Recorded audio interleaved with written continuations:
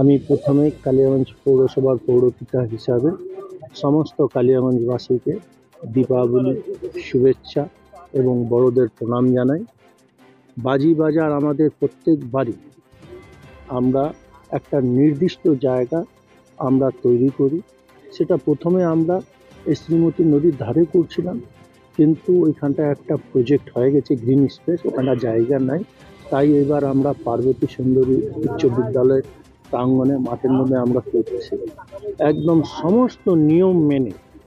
আপনি দেখবেন আজকে আইসি সাহেব, আপনার ফায়ার ওসি, ইলেকট্রিক অফিস সবাই আসে কিন্তু ইনকোয়ারি করে গেছে, আমরাও করে গেছি কালকে ইনকোয়ারি, যাতে কোনো রকম কোনো দুর্ঘটনা না ঘটে সেটা মাথায় রেখে আমরা বাজি বাজার আজকে আমরা উদ্বোধন করলাম।